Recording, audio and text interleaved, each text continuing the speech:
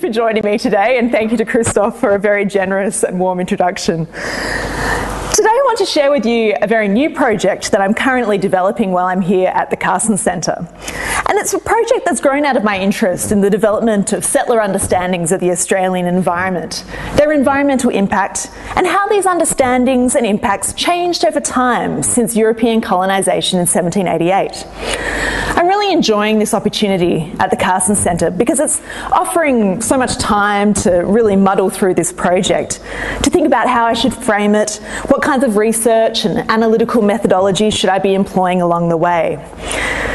So I'm using today's talk, I think, as a way to stage some kind of intervention at what's a very early stage in my research, which I hope will clarify my thinking, offer up perhaps some new possibilities and some new literatures that might help me to approach Australia's environmental history from this Indian Ocean perspective. But before I go and outline my project in detail, I just want to give you a little bit of background because I don't expect all of you to know about this particular part of the world. Now, by the time the British colonised Australia in 1788, India had come firmly under the control of the British government. The Cape of Good Hope was still under Dutch rule at this time, but a new British government was established at the Cape in 1805, and Natal was established 15 years later. Although the fortunes of the Australian and South African colonies waxed and waned over the 19th century, the empire grew only stronger and increased its dominance over the Indian Ocean as it took possession of Burma, the Maldives, and most of the Malay Peninsula. And India was vital to this expansion. As Thomas Metcalfe has observed, the ties of empire ran not only to London, but also to Calcutta, Bombay, and Madras. As the most important colony in the British Empire and the laboratory for imperial experiments, India served as a key hub for Australia and South Africa. It influenced practices of natural resource management, it was a source of new species of flora and fauna, and it helped to shape the cultural ideals and aspirations of the Australian colonies. For instance, Indian models and ideas informed Australian water management practices, from the tank stream at Sydney Cove to irrigation schemes in the Australian colonies of Victoria and New South Wales, as well as in the Cape Colony over in Africa. Likewise, Australian and South African foresters duly followed methods that had been developed in India by their English, Scottish, French and German counterparts. Indian people themselves travelled, sometimes willingly, sometimes not, to the South African and Australian colonies, as well as elsewhere in the empire, as indentured labourers, entrepreneurs and administrators. Indian hill stations inspired Australian and South African health resorts. And Indian biota, such as the pesky Indian myna bird, were introduced into the South African and Australian colonies, while South African plants like Cape ivy and agapanthus have long thrived in southern Australia. In return, the Australian colonies, as Christoph said, provided horses for the British Army in India and South Africa, jarrah and river red gum for railways and telegraph poles, sandalwood for its aromatic oils, cool climate acacia to reduce the pressures on native forests in India, Ceylon and southern Africa, black wattle for tanning, other forms of acacia for soil conservation and dune stabilisation in the Cape, as well as blue gum for firewood and to remedy miasma in India.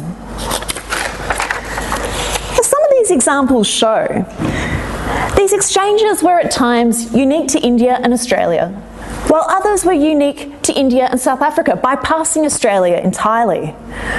The question of how India and South African colonies shaped Australia's environmental history becomes more complex. What exchanges took place between South Africa and India? And how did Australia shape South Africa and India in return? But as these examples suggest, from 1788, India, South Africa and the Australian colonies were serving as important testing grounds for environmental ideas, practices and species that could be transferred across the Indian Ocean.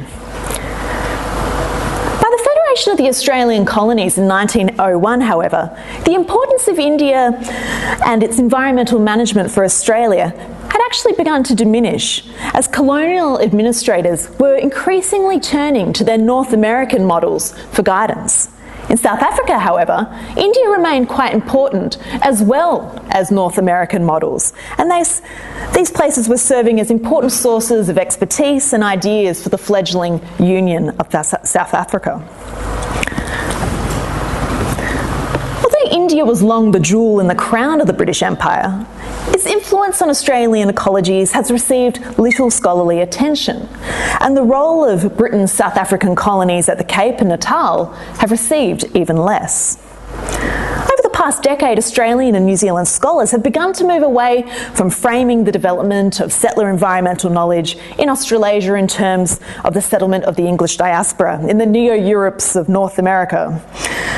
This idea of Australia derives from Crosby's notion of ecological imperialism, where the plants, animals and pathogens that Europeans introduced ushered in an ecological revolution, facilitating imperialism as much as imperialists might, and technical expertise. Now, this comparative framework, I think, as we're all well aware, supposes a European centre and colonial periphery, and really focuses on the interconnections between European ideas about nature and its management in the settler submetropoles. And such imperial environmental historiography really replicates the divisions between what we might call colonies of extraction and colonies of settlement, and overlooks the significant relationships that these colonies actually shared with each other. So my project is going to analyse the environmental traffic between India, South Africa and Australia between 1788 and 1901 to reassess the development of colonial understandings of the Australian, South African and Indian environments and the sorts of interventions and aspirations that these understandings produced. What I'm hoping to do by bringing together the fields of environmental history, transnational historical approaches, imperial history, is to really recreate the ways in which Indian models of environmental knowledge were being transferred to the Australian context, to show the role of an extractive colony like India in the making of a settler nation. And as I've said, I'm really interested also in the extent to which Britain's South African colonies were influencing perceptions of the Australian environment, not least because the Cape of Good Hope, and later the Cape Colony, was an important way station for vessels on their way to India and Australian ports until at least the opening of the Suez Canal in 1869. Now, I have 4 aims for this project, being ambitious. And I hope that these will allow me to reassess the development of settler environmental knowledge and practices in these parts of the empire. First, of course, I want to demonstrate the importance of environmental influences between these outposts of empire and really show the nature of the environmental connections between them. And I will be deploying an idea which I think is becoming increasingly common, at least in imperial studies, of a spider's web, rather than that traditional core periphery model, to show the links between different people and places in the British Empire. The second aim of this project is to show the impact of Indian imports of ideas and biota on the Australian environment. In other words, I'm seeking to understand the short and the long-term environmental consequences of these connections across the Indian Ocean during the 19th century. But more than this, I'm seeking to examine the environmental linkages between these places in terms of the interactions of both human and non-human actors. And analysing these together enables the integration of various different types of sources for the study of what is called the ecocultural networks in the British Empire.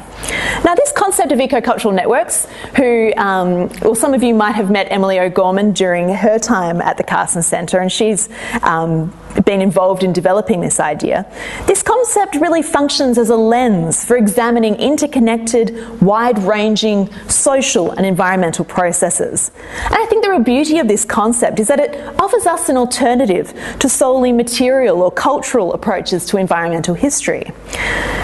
Yes, it has a nod to actor-network theory, but Ecocultural networks really focuses our attentions on specific sets of associations, relationships and connections between humans and non-humans, which quite often I think as environmental historians we do tend to examine these separately.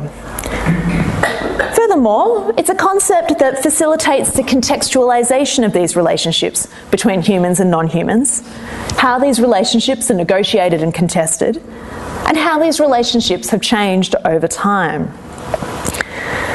Now, the work of Richard Grove, for instance, has shown just how closely documented the ecological reshaping of the Indian Ocean region was. And this documentation is able to be traced in both colonial and Indigenous documents. And examining these artefacts in terms of ecocultural networks between these places, between India, South Africa and Australia, offers us new insights into the ecological impacts of colonial traffic across the Indian Ocean. Another aim of this project is to challenge the popular and scholarly assumptions about colonial Australia as a neo-Europe that was embedded both environmentally as well as culturally in the Anglosphere. Many historians have tended to imagine the Australian colonies as both geographically and culturally isolated from the European metropole and seeking out racial solidarity with other settler white men's countries as they were known. Recent scholarship has shown the significance of the cultural and environmental relationships between the Australian colonies, particularly Victoria, across the Tasman Sea and the Pacific Ocean from the mid-19th century. But with my project, it's going to, I hope, become clear that far from being on the periphery, the Australian continent was connected with India, the imperial hub of the Indian Ocean, as well as to the Cape Colony and Natal through complex environmental networks which lasted from at least the late 18th century through to the early 20th century. And I think although Australian relationships with other settler societies, such as those in New Zealand and North America, were in many ways different to those with the extractive colonies of South Asia, as well as the kind of settler society that emerged in South Africa, the recognition of this difference shouldn't obscure the evidence of what is, I think, emerging to be quite a thriving trans-Indian Ocean environmental network. So examining Australian environmental history in these imperial terms recognises the ways in which its ecologies have been shaped by wider forces and how Australian ideas and biota have shaped ecologies abroad. Moreover, examining the roles of India and South Africa in Australia's environmental history really sets the continent more firmly in its regional context and helps to reorient Australian history westwards from what has been a primarily Pacific Ocean focus to a much greater understanding of Australia's Indian Ocean past. And the final aim of this project is to recover the extent and nature of subaltern and Indigenous participation in the environmental connections between Australia, South Africa and India. Until quite recently, imperial histories have really tended to privilege the most empowered subjects of empire, particularly those who have been able to leave some kind of trace for historians to follow in texts that circulated through maritime and telegraphic circuits, those who were able to travel, and those who were able to pursue careers in colonial governments. Although historians have begun to show that subaltern subjects also followed or were forced to take certain trajectories across the empire, the environmental consequences of these trajectories still remains unexplored in Australian environmental histories. So ideally, and perhaps idealistically, I want to seek out subaltern experiences and perspectives from their own voices in documentary records and in artefacts, as well as in the documentary records of the colonists themselves, by reading those sources against the grain, and then integrating those experiences and perspectives into my project when and where appropriate. So by seeking out their role and their experience of environmental connections across the Indian Ocean, I'll be attending to both subaltern and elite voices and representations of environmental change between Australia, British India and South Africa. And by revealing the long history of relations between these places, this project is offering foundations for examining the legacies of empire and colonialism in these nations. Now, I'll explore this a little further in the case study that I'll deliver in a moment. But to study the role of individual people and the eco-cultural networks between these places, I'm utilising the notion of imperial careering, because so many individuals travelled around the empire introducing ideas from one place to another. For many mid-level officials serving in India, Australia and South Africa offered land, colonial prestige and temperate climes that were deemed healthy to their white constitutions. And as this project will show, Indian ideas and practices moved with Indian-trained personnel from the Indian centre to colonial peripheries around the Indian Ocean. In terms of environmental history, imperial careering stresses at once the importance of accumulated colonial experiences in shaping environmental views and the sometimes haphazard way this knowledge was gleaned and transferred on the ground. But it's not just people that I'm hoping to follow around the edge of the Indian Ocean. I'm also interested in studying the mobilities of other organisms and of material objects. So I'll be looking at historical artefacts, such as the plants and animal specimens that remain in herbaria and museum collections across from Britain, South Asia, Australia, Southern Africa, as well as the objects such as art, scientific journals and technologies that were also contributing to reshaping places and societies. These were all vital components in the transmission and creation of eco-cultural networks. I will also be studying the institutional relationships that fostered these connections across the Indian Ocean, not just to institutions that were based in Britain, but also to other significant nodal points of empire in the Indian Ocean. We can take, for instance, the vast networks of botanical collectors who corresponded with William Roxburgh at the Calcutta Botanic Garden, and later with the director of Melbourne's own botanical gardens, Ferdinand von Mueller. This project, I think, will show the different ways in which the natural environments of Australia, South Africa and India were represented, conceptualised, utilised and ultimately altered as a result of, or as the unintended consequence of imperialism. And in turn, I think it will show how imperialism perhaps was also shaped by the forces of these environments. Examining the environmental connections between these places won't only recover Australia's environmental history, but it will also illuminate the wider imperial processes and networks that were shared across multiple empires and between multiple colonies in the processes that created the modern world. But these three British colonies, while connected by people, by shipping routes and telegraph wires, by empire and ecologies, they do make for a rather problematic unit of study, as William Barnard and Lottie Hughes found in their own survey, Environment and Empire. In the case of the Cape Colony in Natal, Britain was taking over territories that had previously been dominated by the Dutch, and when it did so, processes of transformation were pretty well in motion. India's shift from company to crown rule in the mid-19th century was happening at the same time as the direct colonisation or political rule as in the cases of Australia and the South African colonies. Moreover, the indigenous societies into which British power intruded and which continued to influence environmental processes were hugely different in these three outposts of the empire. So all these factors were affecting environmental outcomes in the eco-cultural networks of the Indian Ocean. And the elephant in the room, of course, is the metropole, the United Kingdom and its hubs of imperial science. We know that the importance of Kew to the reach of empire can't be understated, nor can the role of metropolitan institutions and networks in lending authority and prestige to particular colonial peoples and enterprises. So naturally, the metropole does play a role in this story of Indian Ocean connections. But I want to examine the extent to which its influence was filtered and mediated by other places, other ideas, and other peoples from the imperial periphery. And this leads me to highlight a couple of methodological questions or challenges that I'm facing, and that I hope in our discussion after my talk that you might be able to help me out with. And the first of these, I think, is a matter of correlation and causation. How does one measure the extent to which these places influenced each other, as opposed to other parts of the British world? And another issue arises in relation to the circulation of knowledge. Can these places only be deemed influential if they're explicitly mentioned? Or can their influence be perhaps inferred?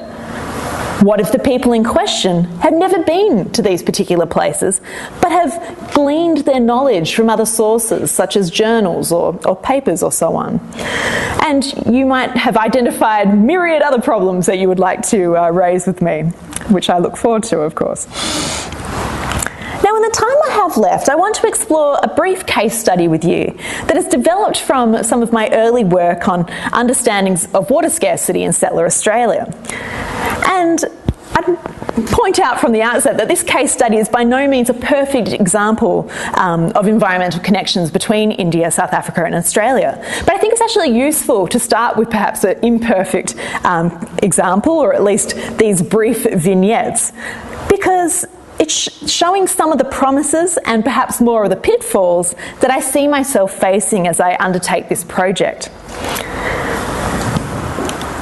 Now, I mentioned at the beginning of my paper that the methods and strategies of water management that had developed in British India were particularly influential in Britain's first Australian colony of New South Wales, almost from its very earliest days in 1788. Now, though, I want to focus on water management in the 1870s, a century later, in another part of Australia, the colony of Victoria, just south of New South Wales. Now, at this point in time, the boom of the 1880s and the era of marvellous Melbourne was still a decade away. Victoria had only recently become a separate colony from its northern neighbour in 1851, after which it became home to the latest and richest of the world's goldfields. The colony's population swelled sevenfold from under 100,000 people to over 500,000 during the 1850s, and the colony was really on the rise. The colony's capital of Melbourne, where I'm from, was growing quickly and gaining all of the infrastructure of a modern Victorian city, the goldfields themselves remained in a rather parlous state. Out in the alluvial goldfields of Castlemaine and Sandhurst, there weren't any permanent water supplies. And by 1860, the government was under significant pressure from locals to dam the Colaban River to bring water to the mines and to their settlements. A decade later, a scheme was adopted to do just that. But it didn't take long for reports of serious leakage to emerge, and the government appointed a special board to inquire into the problem. Enter stage right, Lieutenant Colonel Richard H. Sankey of the Corps of Royal Indian Engineers, appointed by the colonial Victorian government in 1871 to assess the situation and to advise on its remedy. Sankey was one of many of whom we might call defence personnel who had very prominent roles in appraising the resources and managing environments across the British Empire. He was Irish-born, had joined the Madras Engineers in 1846, and later, as Chief Engineer at Mysore, undertook surveys of the existing tanks, the Indian tanks and their technologies, their catchments, and amongst other things, designed a project to collect and store water to provide for Bangalore. The Sankey tank, as it was called, was completed in the early 1880s as a safeguard against water shortages. So he had significant experience in this field. In 1871, though, Sankey spent 7 months in the colony of Victoria and had plenty of advice to share. Not only did he assess the failures of this particular leaking scheme, he recommended restructuring the colony's water bureaucracy according to the model that was functioning in India with its public works department. He also canvassed other irrigation schemes. He looked at problems of flooding in the colony, as well as the development of railways. And one of the key differences that he observed between India and Victoria wasn't the availability of water or arable land, but the availability of cheap labour. And the grand schemes that the Victorian government had hoped to achieve were simply not economically feasible, as they had been in India. Now, one of the important contributions that Sankey made was his recommendation that the Victorian government recruit an engineer with significant experience in water supply works to take over their water supply department. So the government engaged the services of George Gordon to head up the department and to advise on the completion of the water supply scheme for the Victorian goldfields. Gordon was a Scottish-born engineer who had worked on water supply schemes in Britain, Europe and India as Chief District Engineer of the Madras Irrigation and Canal Company. Aside from the Goldfields water scheme, which he resolved in good time, another of Gordon's projects in Victoria was the Lower Stoney Creek Dam, a thrilling piece of engineering infrastructure, and it was the source of reticulated water supplies to Geelong, which was southwest of Melbourne and also struggling with water supplies. What is interesting about Gordon's contribution here is that he departed from the traditional British approach and opted for a masonry gravity dam. And this particular intervention was likely a product of his Indian experience, where engineers had become critical of the British reliance on embankment dams, which just weren't suitable to India's monsoonal rainfall and the soil types. So British engineers in India, searching for a solution to their own water storage problems, studied French examples and built masonry dams on this model to supply Bombay. And Gordon himself, while he was in Madras, had built a large masonry dam for the Lakawali Reservoir. Now, my next vignette involves a gentleman by the name of John Bailey Henderson, who worked under both Colonel Sankey and George Gordon. Henderson, a hydraulic engineer, was born in London, undertook his engineering education in Scotland and arrived in Victoria in 1861. He had worked on both the Goldfields water supply scheme and the Geelong water supply. And during Sankey's 7-month visit in 1871, Henderson had been delegated to assist him with his evaluation of the Geelong waterworks.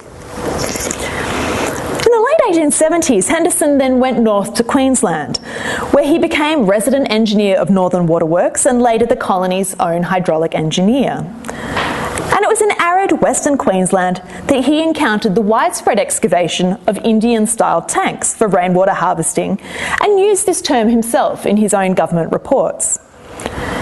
The severity of drought by the mid-1880s really forced Henderson to seriously consider the prospect of boring for underground water, which had proven successful in the late 1870s in New South Wales, just south of the border. And so with drilling equipment from the US and Canada, Henderson finally struck water in 1887 and in effect showed the vast extent of Australia's Great Artesian Basin, which became the lifeblood of pastoralists in Western Queensland. Meanwhile, across the Indian Ocean in South Africa, water was the desperately needed ingredient for the realisation of dreams of white settlement in the semi-arid Karoo north of the Cape. In the 1890s, the state supported farmers' efforts to prospect their land for water as they struggled against drought and new legislation about stock management. The discovery of the Great Artesian Basin in Queensland in Australia offered them enormous hope, but little progress, unfortunately for them, would be made until after the South African War. But it was the Queensland experience of finding water where geological expertise had suggested there would be none, really buoyed their spirits and helped to encourage both private and state exploration efforts well into the 20th century. And as the South African colonies headed towards union, engineers who had trained in either India or North America became their guides for the development of the state's water resources. So briefly reflecting on these vignettes and my methodological challenges that I outlined. So to what extent does Sankey's influence really matter? After all, he only visited Victoria for 7 months. To what extent can we claim that Henderson's brushes with Gordon and Sankey really left an Indian imprint on his own engineering practice? To what extent then can we suggest that Australian water management derived from India then influenced South African endeavours? And where does the metropole stand in the careers of these engineers like Sankey, Gordon and Henderson? After all, the institution of civil engineers in London wasn't just for engineers in the UK. By 1896, nearly a quarter of the British members and associate members of the Institution of Civil Engineers were classified as colonial, with the biggest groups based in India and Australia. And Henderson wasn't just a member of the Institution of Civil Engineers in London, but he was also a member of the American Society of Civil Engineers. Now, whether these sorts of imperial and North American and European entanglements become apparent in the development of colonial understandings of Australian climates, forests, soils and biota remains to be seen. But I'm looking forward to exploring where the eco-cultural networks between India, South Africa and Australia lead, and tackling the methodological challenges that this project poses to uncover the nature and extent of Australia's Indian Ocean environmental history.